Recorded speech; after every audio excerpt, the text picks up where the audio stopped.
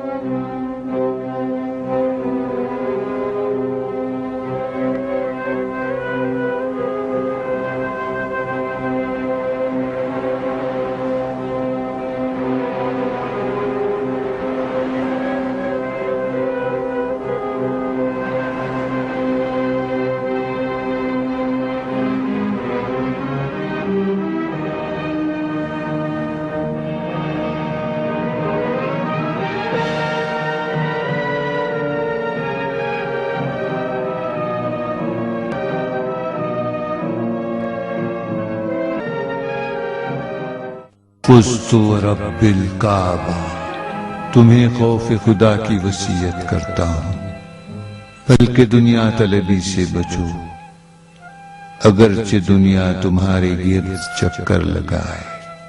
اس چیز پر افسوس نہ کرنا جو تمہارے ہاتھ نہ آ سکی۔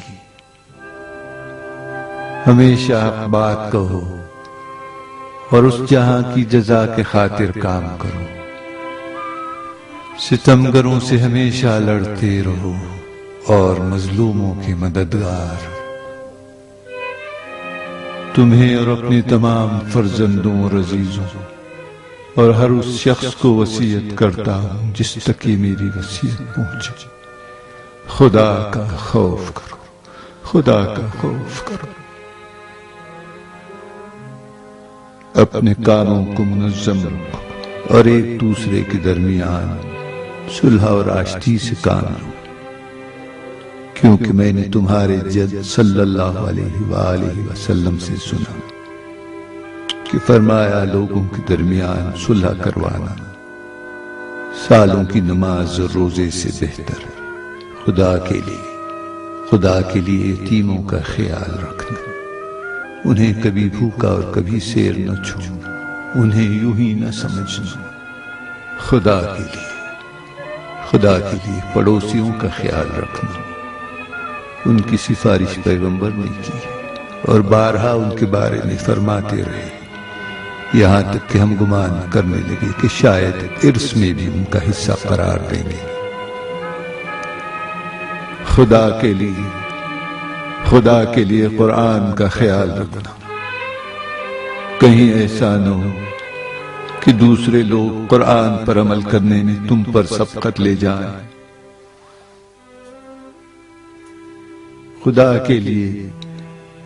کے لیے نماز کا خیال رکھنا جو تمہارے دین کا ستون ہے۔ خدا